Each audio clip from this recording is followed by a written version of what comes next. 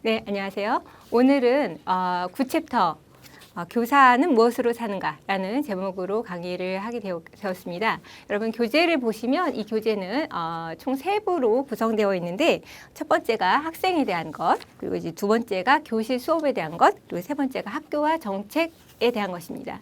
많은 학생들이 이제 예비교사들이 중요하게 생각하지 않는 것이 학교에서의 자신의 모습인 것 같아요. 그런데 실제로 교사는 학교의 일원으로 살게 되어 있습니다. 그래서 교사가 되고 싶다라고 생각을 했을 때 학생들은 교과, 내가 무엇을 가르칠까에 대해서 많이 생각하고 그리고 조금 덜 생각하는 게 학생, 누구를 가르칠까? 그리고 조금 덜 생각하는 게 학교인 것 같아요. 그렇지만 여러분들이 이제 대한민국에서 살면서 대한민국의 법을 적용받아서 사는 것처럼 여러분들이 어느 학교에서 소속되어서 살게 되면 학교라는 조직 안에서 살게 됩니다. 그래서 세 번째 챕터는 학교와 정책에 대한 내용으로 구성이 되었습니다. 그 중에서도 저는 좀 더 이제 교사가 학교라는 조직, 그리고 학교라는 그 교직 사회에 입문하는 그런 과정에 대한 내용을 다루고 있습니다. 이 교육학 개론은 국가에서 교사가 되기 위해서 배워야 하는 내용을 사실은 규정하고 있어요. 그 중에 하나가 반드시 교사는 어떤 직업인가, 교사의 삶에 대해서 이해할 수 있도록 도와주고 있는가 하는 내용을 교육학 개론 중에서 다루도록 규정하고 있습니다. 그래서 9장에서는 교사는 무엇으로 사는가라는 제목으로 총 5개의 절로 구성을 했습니다. 이제 첫 번째가 교사가 어떻게 되어 가는가. 그래서 교사가 되는 과정. 그리고 교사가 되어 이렇게 준비하다가 교사가 딱 되겠죠. 그래서 이 입문하는 과정, 그리고 이 교사로 사는 과정, 그리고 교사로 굉장히 오랫동안 살게 되잖아요. 졸업 이후에 퇴직까지 거의 30년 넘게 교사로 살 수 있습니다. 그러면 교사가 정체될 수는 없겠죠. 그래서 어떻게 변화하는가 또는 성장하는가, 달라지는 그런 모습에 대해서 다룰 거고, 그리고 나서 교사가 개인적으로 변화하는 것뿐만 아니라 교사의 그러니까 사회가 변화해서 교사가 또 변화하는 부분이 있겠죠. 그래서 어떻게 앞으로의 사회가 변화할 것이고, 그리고 그 사회에서 나는 어떻게 적응할 것인가, 이런 부분에 대해서 생각을 할 예정입니다. 사실 교사들에게 조사를 해보면 교사들이 생각보다 이 현대 사회에 대한 관심이 굉장히 라고 생각이 들어요. 그런데 여러분들이 가르치게 될 대상은 미래 사회를 사는 그런 학생들이잖아요. 그렇다면 교사야말로 지금 현대에 굉장히 빠르게 현실에 적응하고, 그리고 미래 사회는 어떻게 변화할 것인가에 대해서 더 많이 관심을 가지고 더 빠르게 그 학생들이 적응할 수 있도록 도와줘야 하는 존재다라는 점을 항상 기억했으면 좋겠습니다. 그래서 여러분 교재로 보면 201페이지에서 교사는 무엇으로 사는가라는 제목으로 시작을 해보았습니다. 재미있게 하고 싶은데 어떨지 모르겠어요. 자, 학습 주제는 교직의 선택과 교사가 되는 과정, 그리고 교사로서의 삶과 윤리, 교사의 전문성 개발과 성장에 대한 3가지 주제로 구성이 되었습니다. 학습 목표는 교사가 되는 과정과 교사로서의 삶을 이해하는 것, 그리고 교사로서 당면하게 되는 윤리적 문제에 대해서 이해하는 것, 그리고 3번째, 교사의 전문성 개발의 필요성과 방법을 이해하는 것으로 학습의 목표를 설정을 했습니다. 네, 여러분들이 교사가 된다고 생각을 해보세요. 그러면 어떤 문제에 부딪히게 될 것인가 라는 상상을 할 수 있나요? 제가 첫 번째 사례를 하나 담아두었는데, 이 사례를 잠깐 이제 짧게 제가 소개를 한다면, 이 사례는 이제 교사가 되었을 때 어떤 교사를 내가 지도하고 싶은데 학생이 원하지 않아요. 그랬을 때 이 교사는 이 학생을 지도해야 할 것인가? 하지 말아야 할 것인가? 이런 문제를 제가 사례에 담았습니다. 교사라고 한다면 이 학생이 별로 원하지 않지만 억지로라도 반드시 가르쳐야 할까? 아니면 학생이 원하지 않는데 그걸 내가 왜 가르쳐야 돼? 라고 생각하면서 그냥 덮을 것인지, 이러한 어떤 교사로서의 책무나 역할, 범위에 대해서 다루고 있습니다. 그래서 이러한 것을 내가 교사가 되었을 때 어떻게 해야 할 것인가라는 나의 입장, 나의 관점, 나의 역할에 대한 부분에 대해서 교사가 되기 전에 좀 생각해 볼 수 있는 기회가 되시기를 바랍니다. 그런데 아마도 여러분들은 나는 아직 교사가 되지도 않았고 어떻게 교사가 되는지도 몰라 라고 생각할 가능성이 굉장히 높아요. 왜냐하면 이 교육학 개론은 개론이기 때문에 맨 앞단에 배우는 교과목이거든요. 그래서 나는 그냥 일단은 누군가가 추천해서 이 과정에 들어왔지만 어떻게 교사가 되는지 너무 궁금해 라고 얘기할 수 있습니다.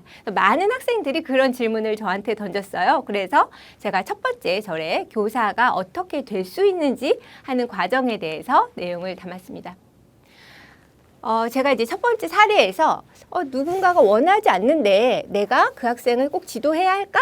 라는 이제 질문을 던졌을 때 우리가 그동안 교사에 대해서 기대하는 역할 를 이제 세 가지 관점으로 소개를 합니다.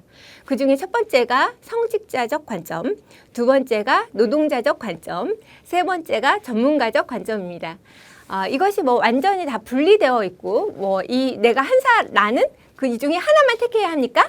라고 이제 묻는다면 꼭 그런 건 아니지만, 어떤 것이 좀 더 나에게 중요하게 역할을 하는 관점인가 하는 것은 사실은 교사마다 조금씩 차이가 있는 것 같아요. 그래서 성직자적 관점은 굉장히 전통적인 방식으로 교사를 규정하는 그런 방식입니다. 그래서 교사에게 끝없는 헌신, 노력, 봉사, 희생을 강조하는 그런 관점이라고 볼 수 있죠.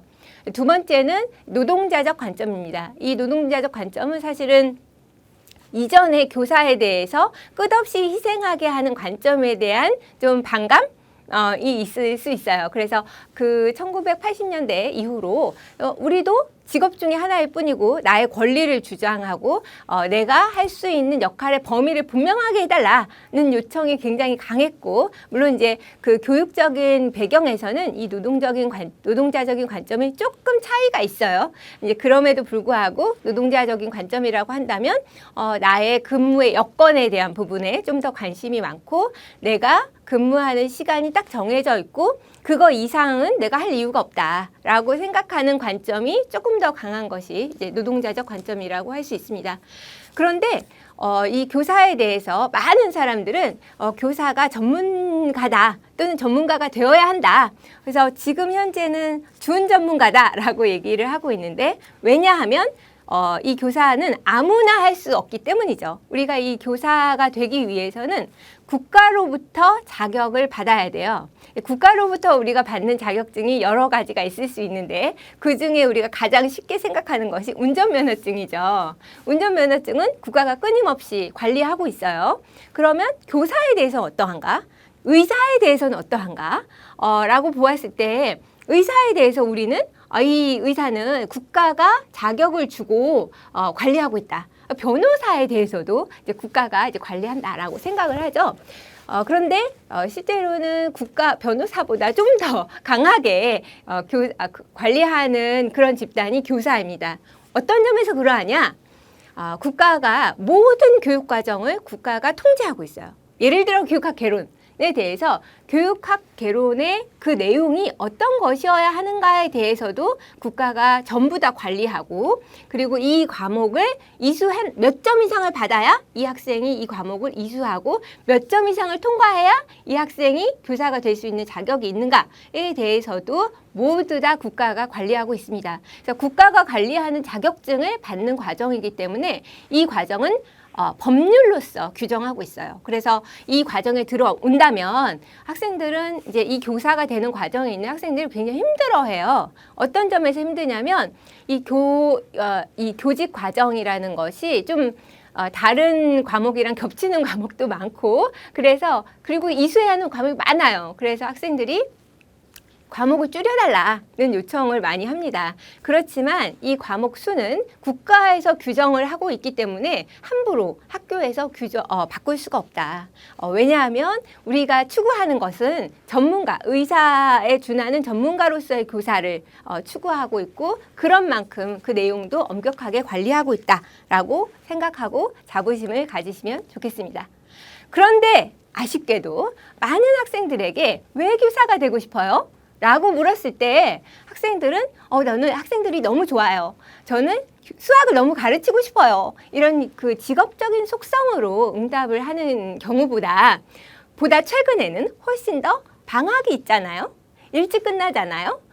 또는 연금이 있잖아요. 이런 부가적이라고 생각하는 직업 이외의 속성을 가지고 훨씬 더 많은 예비교사들이 교사를 택하고 있습니다.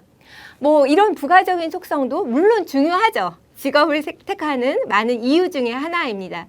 그렇지만 교사가 되고자 하는 학생은 이것보다 훨씬 더 본질적인 그런 교과나 학생에 대한 이 애정을 더 중요시하기를 많은 사회에서 기대하고 있어요. 그래서 예를 들면 내가 좋아하는 일을 하면 6시에 퇴근 시간이지만 좀 더 남아서 할 수도 있잖아요.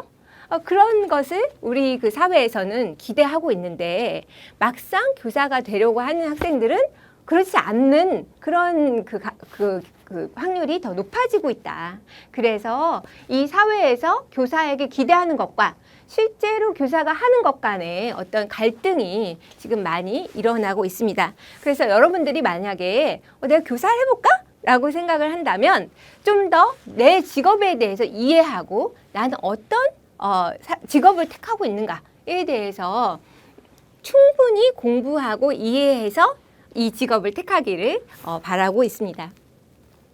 그 중에서도 가장 중요한 것이 바로 교직 윤리죠. 교사는 그 학생의 모든 것을 알게 됩니다. 학생을 매일매일 만나고 적어도 6시간 이상은 학생을 만나기 때문에 학생들에게 많은 신임을 얻고 학생들로부터 존경을 받을 수 있는 그런 자리예요. 그런데 그렇지 못하는 사람도 있죠. 왜 그럴까요? 왜냐하면 그 교사가 사실은 어떤 면에서는 학생들로부터 신뢰를 얻지 못하기 때문이죠. 그래서 교직의 윤리가 필요한 이유는 교사와 학생 간의 관계는 바로 그 신뢰에서 시작되기 때문이에요.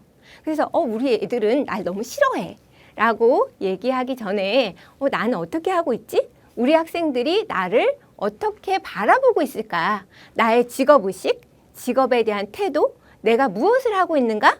에 대해서 한번 반성해보는 그런 시간이 필요하다라고 봅니다. 아마도 여러분 지금은 교사가 아니기 때문에 우리 옛날에 학교 다닐 때 내가 좋아했던 선생님은 어땠지? 내가 좋아했던 선생님은 왜 좋아했을까? 예를 들면 그 선생님은 다정하고 그 선생님은 나를 좋아해주고 그 선생님은 그 과목을 잘 가르쳐줬기 때문이겠죠. 그래서 그 선생님의 어떤 점을 내가 좋아했을까를 생각하면 전문가로서의 어떤 특징, 그 선생님이 교과의 전문가든지 또는 학생 지도의 전문가든지 또 생활 지도의 전문가적인 특징이 있었을 거예요. 그런 점에서 이 교직에서의 윤리의식, 직업의식, 책임의식, 책무의식은 반드시 갖추어져야 하는 교사로서의 조건이라고 할 수 있습니다. 그래서 제가 많은 학생들에게 이 부분을 강조했더니 학생들이 저한테 저는 도덕적인 사람이 아니에요 라고 얘기를 하는데 그런 도덕성이랑 좀 다른 것 같아요. 자기의 직업에 대한 책무의식, 책임의식을 조금 더 강조하게 되는 것이 교사로서의 어떤 윤리의식이라고 생각하실 수 있겠습니다. 그럼 어떻게 교사가 될 수 있을까라고 생각한다면 교사는 교사 자격 검증, 제가 아까 설명했던 것처럼 이미 제가 조금 설명했어요. 국가가 교사의 자격을 부여하기 때문에 교사가 들어야 하는 학점의 수를 규정하고 있고 어떤 교과목을 들어야 하는지도 전부 다 법에 따라서 규정하고 있습니다. 그래서 교원 양성을 하는 그런 교육과정의 기준이 있고 그래서 반드시 그 교과, 가르치는 교과에 대한 것, 가르치는 방법에 대한 것, 그리고 교사로서의 소양에 대한 내용을 규정하고 있고 그렇지만 운전면허 시험과 다르게 또는 의사 시험과 다르게 그 교사는 별도로 시험을 보진 않아요. 그 국가에서 이 학교에서 그 과정을 이수하면 몇 점 이상을 맞아서 이수하면 그것을 교사의 자격을 갖춘 것으로 인정해 주겠다라고 하는 것이 무시험 검정 체제입니다. 그래서 교사가 되기 위해서는 교사 자격을 발급하는 학교에 들어가서 그 교육과정에서 성실하게 교육과정을 이수하면 교사가 될 수 있다. 그런데 지금 현재 많은 교사들은 예비 교사들은 교과 내용에 대해서 굉장히 관심이 많아요. 그렇지만 실제로 많은 교사들이 고민하는 내용은 생활 지도예요. 그래서 여러분들이 교사가 되기 전에 학생들을 어떻게 지도할 것인가, 학생들을 어떻게 좋아해 줄 것인가, 또는 바른 길로 인도할 것인가에 대한 부분, 그리고 교과 자체보다도 그 교과를 어떻게 가르칠 것인가에 대한 내용을 훨씬 더 많이 생각하셔야 한다는 점에 내가 이 교과를 좋아하지만 이 교과를 좋아하는 것과 교과를 잘 가르치는 것은 조금 다른 점이 있습니다. 좋아하면 잘 가르칠 가능성이 더 높지만 여러 그 학생도 좋아하는 것만은 아니거든요. 그래서 좋아하지 않는 학생에게 또는 그 수준이 아직 좀 부족한 학생에게 어떻게 더 가르쳐 줄 수 있을까? 나보다 더 잘하는 아이에게 어떻게 더 위로 갈 수 있게 해줄 수 있을까? 그래서 다양한 수준의 학생에 대한 지도법, 그리고 생활지도, 이게 굉장히 교사에게 필요한 덕목이고 그것을 위해서 교사 양성 과정이 구성되어 있습니다. 그리고 이 양성 과정을 다 갖추고 나면 드디어 임용시험을 보는데 임용시험을 보는 것과 학생들이 교사 자격을 받는 것을 잘 분리시키지 못할 수 있어요. 그런데 그건 아니에요. 예를 들어 운전면허가 있다고 해서 모두 다 운전하고 다닌 건 아닌 것처럼 자격을 받았다고 해서 다 교사가 된 건 아니죠. 국공립 교사가 되기 위해서는 교사 임용고사를 보아야 돼요. 교사 임용고사는 1차, 2차가 있습니다. 그런데 이것은 시대에 따라서 1차, 2차, 3차가 있는 경우도 있지만 보통은 1차, 2차로 보고 1차는 필기시험, 2차는 시연이에요. 수업 시연.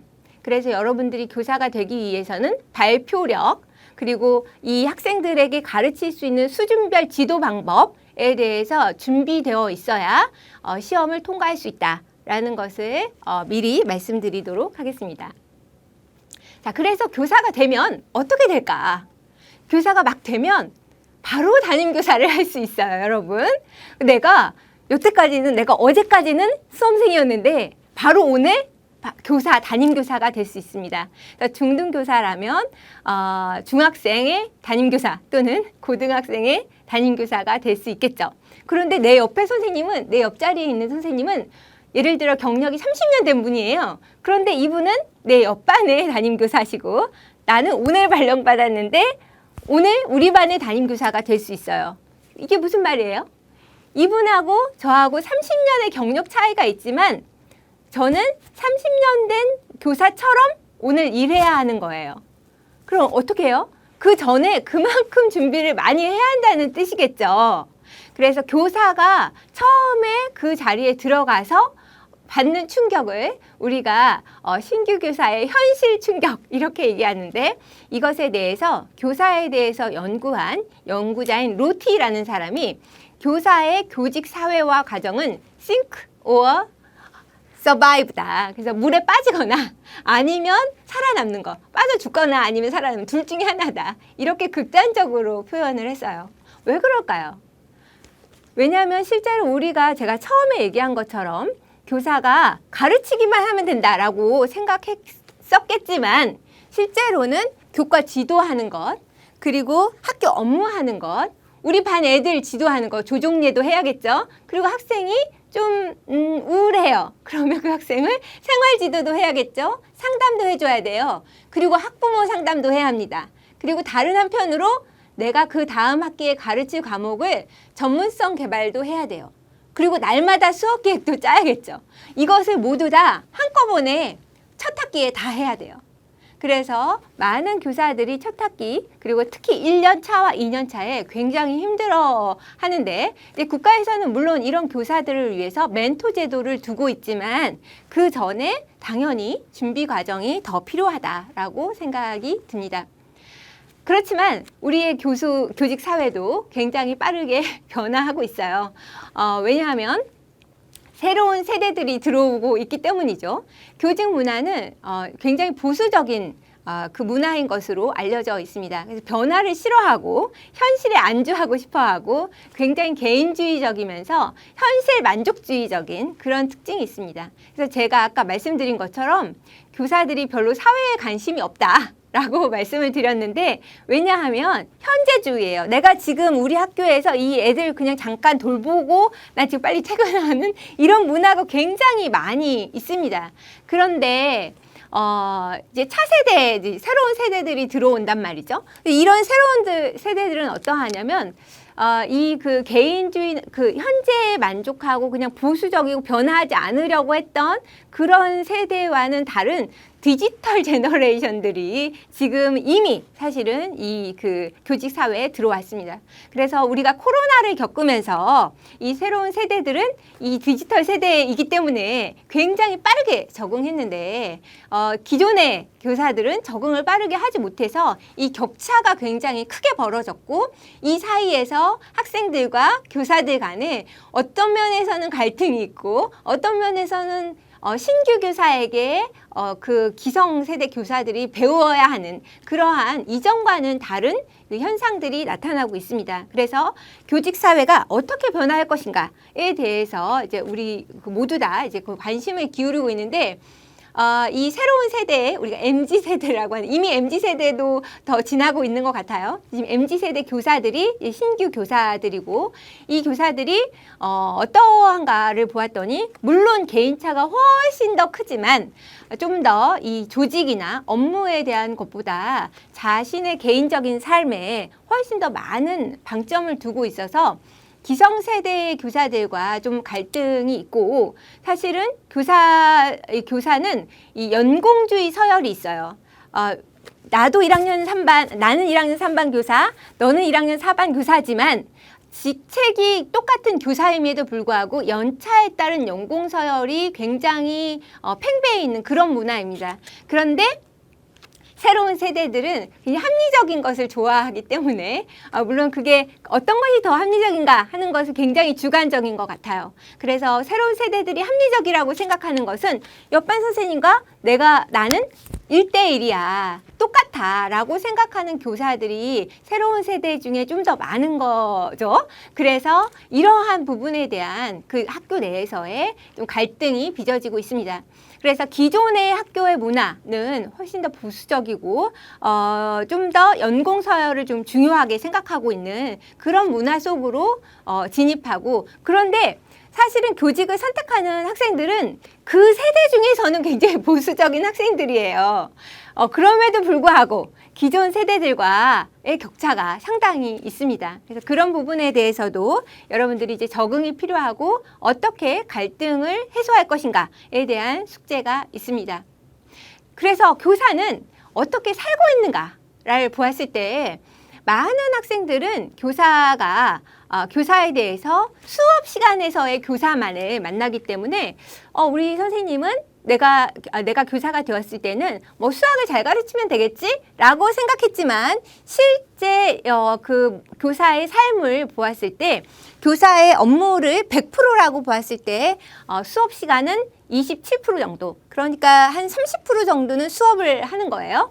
그리고 나머지 15% 정도는 학교 행정 업무를 담당합니다. 이 학교 행정 업무라는 것은 일부의 학생들은 또는 일부 교사들은 학교 행정 업무는 교사가 할 것이 아니다라고 거부하고 싶어하는 그런 교사도 있지만 실제로 학교의 교사는 학교의 일원이잖아요. 그래서 우리 조직의 일을 나누어서 한다라는 개념으로 좀 생각을 해야 합니다.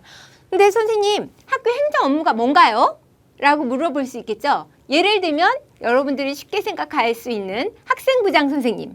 이 학생부장 선생님은 가장 흔하게 체육 선생님이죠. 체육 선생님이지만 학생부 일을 맡고 있는 거잖아요. 이런 것들이 이제 학교의 업무입니다. 그래서 이 체육 선생님은 교육청에서 기대하는 이 지금 교육과정을 운영하는 것 이외에 다른 업무를 하셔야 하는데 그것이 상당한 시간을 쓰게 된다. 그것에 대해서. 그리고 수업을 준비하고 평가하는데 학교 행정 업무 정도의 시간, 약 15% 정도를 쓰고 있습니다. 그리고 학급 행정 업무. 예를 들면 우리 반 학생들이 어떠한 일을 하는데 그것에 대해서 기록도 해주어야 하고 학생들이 어디 떠나게 되면 그것과 관련된 업무를 처리해야겠죠. 그리고 나머지 10% 정도는 이 전문성 신장하는 활동, 예를 들어 연수를 받으러 가거나 또는 다른 교사들과 그룹 스터디를 하는 경우도 굉장히 많습니다. 그래서 교사의 삶에 대해서 여러분들이 수업 시간만 생각한다면 30%밖에 이해하지 못한 것이다. 그래서 수업 시간 이외에 많은 다른 것들이 있을 수 있다. 그리고 이것에 대해서도 역시 준비할 필요가 있다라는 것을 말씀을 드리고 싶었습니다. 교사들은 어떤 점에서 가장 직무 스트레스를 받고 있을까라고 보았을 때 사실은 교사의 스트레스 지수가 4점 만점에 지금 업무로 보았을 때 가장 높은 것이 직무에 대한 요구예요. 그러니까 직무 요구라는 것은 뭐냐면 잠깐 보시면 시간적인 압박에 대해서 너무 시달리고 있어요. 그래서 빠르게 제출해야 하는 서류들이 교사에게 있고 예를 들어 중간고사를 보면 중간고사를 빨리빨리 채점을 해줘야 하고 그것에 대해서 피드백도 해줘야 하고 오늘 중간고사 보고 그 다음날 수행평가도 봐야겠죠. 그리고 이제 업무량이 점점 늘어나고 직무 부담이 커지는 것에 대해서 4점 만점에서 2.98, 약 3점 정도의 스트레스 지수가 있습니다. 가장 스트레스가 낮은 것은 직무 불안정. 당연히 이 교직을 선택한 이유가 직장이 굉장히 안정적이기 때문이죠. 그래서 불안정성에 대한 불만족은 별로 만족도가 낮지는 않습니다. 그렇지만 점점 더 교사에 대한 직무에 대한 요구에 대해서 스트레스가 높아지고 있습니다. 교사도 평가를 받아요. 여러분들 교사에 대해서 평가해 본 적 있으시죠? 학교 다닐 때 날라오잖아요. 학년 말에 선생님에 대해서 평가하라고. 기억이 안 나요?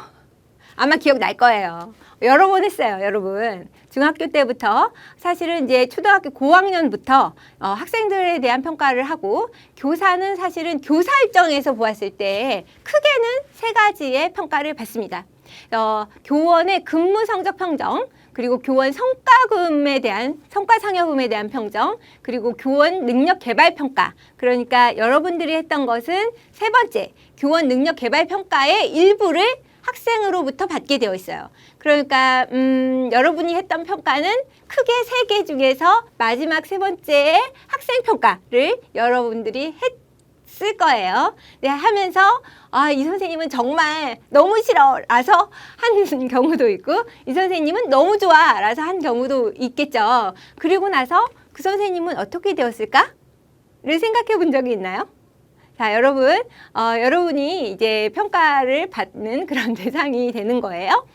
우리가 요즘은 굉장히 서비스 평가를 많이 하잖아요. 어디 구청을 가도 그 공무원에 대한 평가를 하라든지 앱을 써도 앱에 대해서 사용성 평가를 해달라고 하는 것처럼 평가가 점점 더 중요해지고 있습니다. 교사에 대한 평가는 예전에는 교감 선생님과 교장 선생님만 평가를 했어요. 그래서 교감, 교장 선생님 입장에서는 굉장히 막강한 영향력이 있었습니다. 그렇지만 지금은 교감, 교장 선생님이 여전히 많은 부분을 평가에서 담당하고 있지만 동료 교사 평가를 도입을 했습니다. 그래서 교원 능력, 교원의 근무 성적 평정에 대해서 관리자가 교장 선생님은 40%, 교감 선생님은 20%, 그리고 동료 교사 중에 3인 이상을 선정해서 40%의 평가 결과가 교원 근무 성적 평정에 들어가고 이게 사실은 이제 교원에 대한 평가 중에서 굉장히 큰 부분을 차지하고 그 다음에 성과급을 받기 위한 평정이 있습니다. 성과급 평정은 정성이 20%, 정량이 80%이고 개인별로 주는데 S가 30%, A가 40%, B가 30%예요. 그래서 SAB예요. 그런데 이 성과급을 둘러싸고 굉장히 큰 갈등이 있습니다. 교직 사회에서. 그래서 이 부분이 계속 변화하고 있는 그런 시점이에요. 그리고 이제 마지막 교원 능력 개발 평가 이 부분에 대해서는 많은 사람들이 참여하죠. 동료 교사, 학생, 학부모가 모두 다 이 평가에 대해서 참여하고 있습니다. 그리고 이 평가를 잘 못 받으면 어떻게 되나요? 그러면 교원 근무 성적 평정을 잘 못 받으면 이제 승진을 하기가 어려운데 이제 물론 교사가 승진이라는 것이 크게 의미가 없는 사람이 있어서 그런 부분에 대한 어떻게 교사들을 더 열심히 일하게 할 것인가 하는 부분에 대해서 지금 국가적으로도 얘기를 논의하고 있습니다. 승진과 관련해서. 그리고 교원 능력 개발 평가에서 아주 낮은 점수를 받으면 다시 연수를 받아야 하는 그 연수 페널티가 있습니다. 그래서 연수 시간이 늘어나게 된다라고 생각을 하시면 될 것 같아요. 제가 아까 교사는 승진이 좀 별로 없어서 라고 얘기를 했는데 제가 얘기했잖아요. 처음에 딱 그 교사가 됐는데 옆에 반쌤은 30년 경력, 나는 초임 경력. 그런데 똑같이 담임교사를 맡게 된다. 그래서 교사는 어떻게 승진할 수 있을까?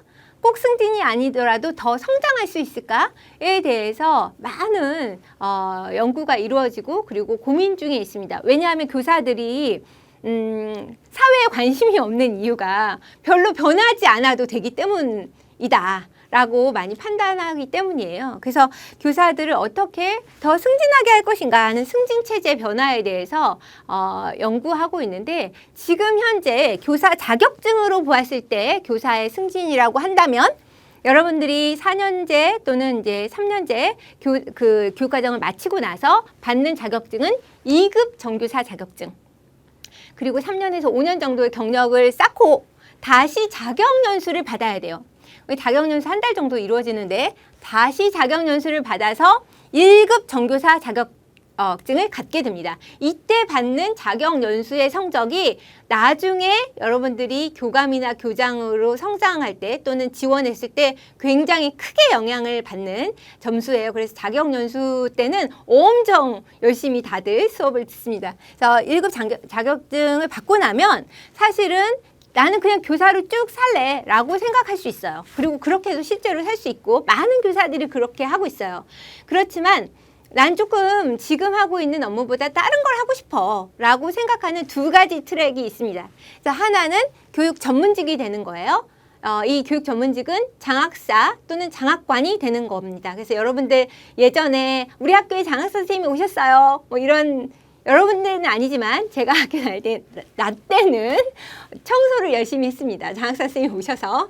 근데 요즘은 그렇진 않아요. 그래서 장학사, 보통 이제 시도교육청마다 조금씩 다르지만 13년에서 15년 정도의 경력을 가지고 교육청에 지원해서 선발되어야 교육 전문직이 될 수 있습니다. 이 교육 전문직은 행정적인 업무를 상당히 하게 되고 보통 교육청, 그러니까 서울시 교육청 또 그 지역에 따라서 지역 교육청 있죠.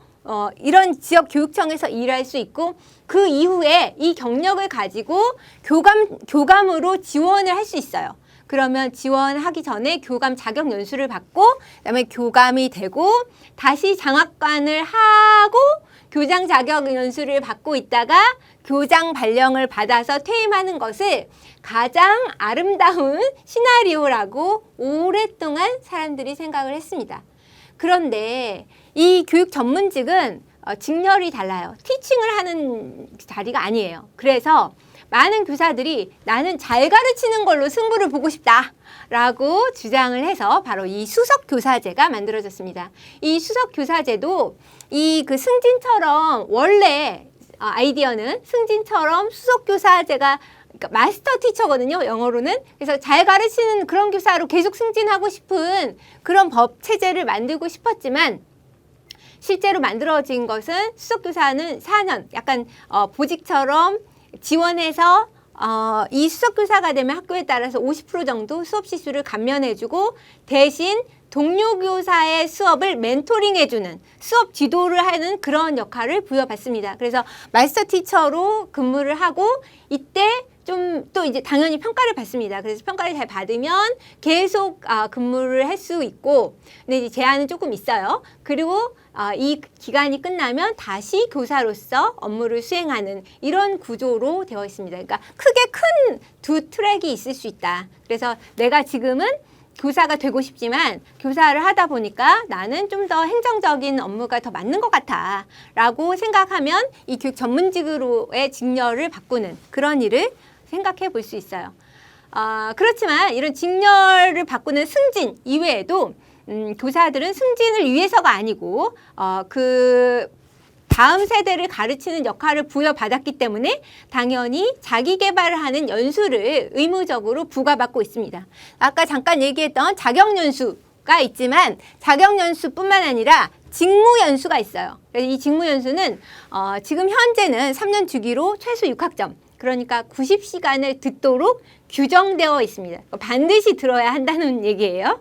그리고 그 이외에 특별연수가 있어요. 그래서 교사가 된 뒤에 예를 들어 난 영어교사인데 내가 좀 더 영어권 국가에 갔다 오고 싶어. 그럼 외국으로도 갈 수 있고, 또 국내 대학에서 좀 더 수학하고 싶어. 그러면 갈 수도 있고, 그다음에 학습 연구년이라는 연구년 제도가 있습니다. 그래서 연구년에서 연구를 해서 연구 결과물을 내는 걸로 신청을 할 수 있어요.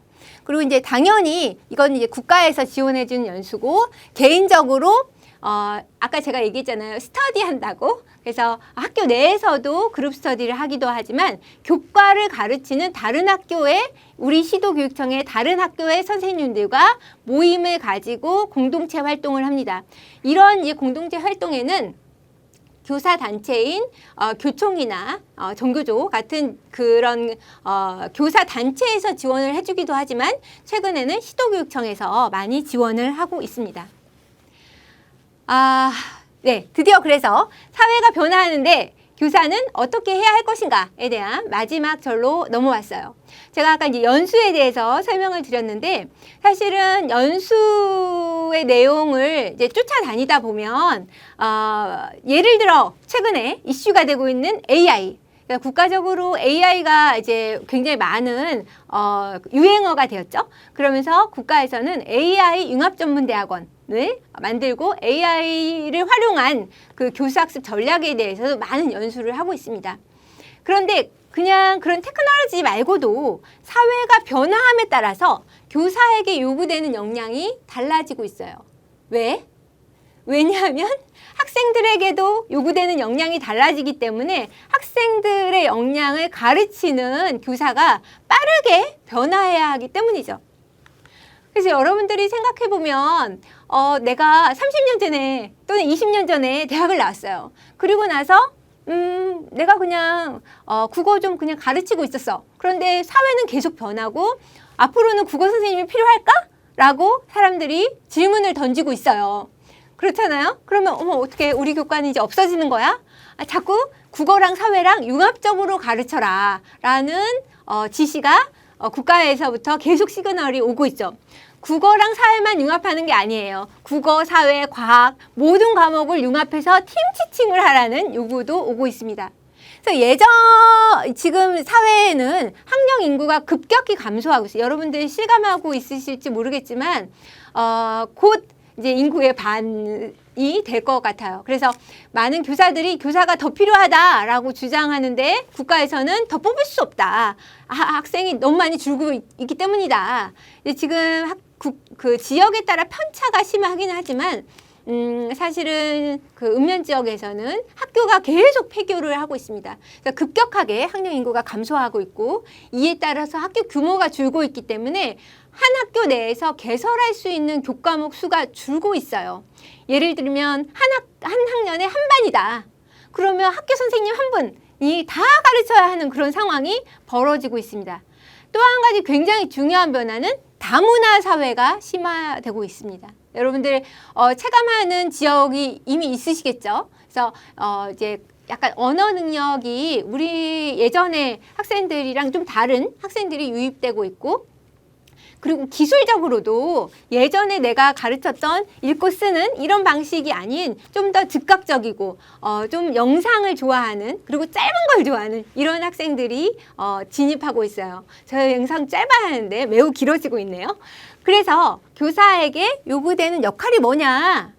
교사들은 이렇게 빠르게 변화하는 그 변화에 적응해야 한다. 그러니까 좀 더 그 애티튜드 측면에서는 변화에 빨리 적응해서 교육 과정에 나의 교육 과정을 전부 다 마스터하고 다른 교과의 전문가와 융합할 수 있는 그러한 능력을 갖추어야 합니다. 그래서 내가 국어교과의 선생님인데 내 교과만 예전에 가르쳤던 것만 가르칠 수 없어요.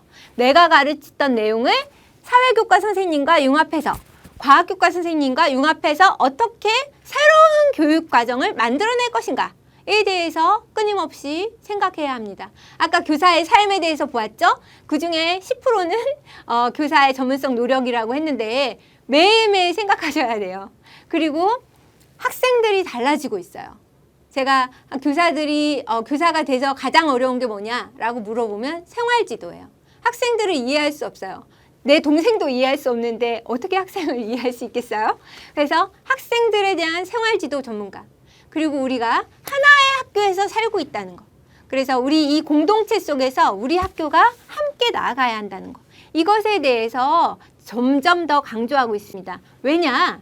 학교가 제가 줄어든다고 했잖아요. 그래서 이제 학교만으로 살 수가 없어요. 학교가 그 옆에 있는 지역사회 지역센터, 아동센터하고 융합하거나 윗센터랑 융합하거나 다른 복지기관과도 융합해서 마을교육공동체도 만들고 있는 지금 지역이 많죠. 그래서 이 교사들이 새로운 변화의 흐름에 빨리빨리 적응할 수 있는 그런 자세가 필요합니다. 그래서 예전에는 교사들은 그냥 오늘 내가 배운 내용, 교과서에 있는 거 이것만 가르치면 된다라고 생각했다면 이제는 그렇지 않은 세대로 넘어왔다. 그래서 나는 무엇을 준비해야 할 것인가에 대해서 조금 더 생각을 해야 합니다. 그래서 많은 연구에서는 교사들에게 필요한 역량은 창의성. 왜냐하면 아까 얘기한 것처럼 기존의 내용이 아닌 새로운 것을 만들어내야겠죠. 그리고 그것에 대해서 비판적으로 사고하고 그리고 같이 해야 하기 때문에 의사소통 능력 그리고 협업 굉장히 중요하게 강조되고 있습니다. 여러분들 대학에 와서 왜 이렇게 팀플이 많아요? 라고 얘기하는 학생들이 많아요. 팀플이 너무 중요하기 때문이겠죠. 당연히 여러분들이 학교에 가면 우리 동학년, 동교과 그리고 다른 학교에 있는 동교과 선생님들과 협업할 일이 점점 증가하고 있습니다. 그래서 이런 것들에 준비해야 하는데 과연 나는 얼마나 준비가 되었는가? 이거는 좀 더 일반적인 그런 역량을 제가 적어 놓은 거예요. 여러 교과가 있을 수 있기 때문에 당연히 여기에서 기본 과정은 교과는 내가 마스터다라는 것을 기본 전제하고 있는 거죠. 그래서 여러분들이 이 교육과정을 통해서 이러한 역량들을 충분히 내가 기르고 있는가에 대해서 생각해 보시면 좋겠습니다. 제가 심화지문으로 던진 것들, 사회가 변화하면서 어떤 역량이 가장 중요하다고 생각하느냐. 그리고 온라인 학습이 증가하고 있는데 나는 온라인 학습을 어떻게 활용하게 활용하면서 이 수업을 진행할 수 있을까? 이런 부분. 그래서 여러분들이 나의 삶, 내가 교사로서의 삶을 어떻게 30년간 쭉 살게 할 것인가에 대해서 생각해 보시고 그 과정에서 무엇을 준비하고 그 단계마다 무엇을 할 것인가를 생각해 보실 것을 추천합니다. 자, 이상으로 수업을 마치도록 하겠습니다. 수고했습니다.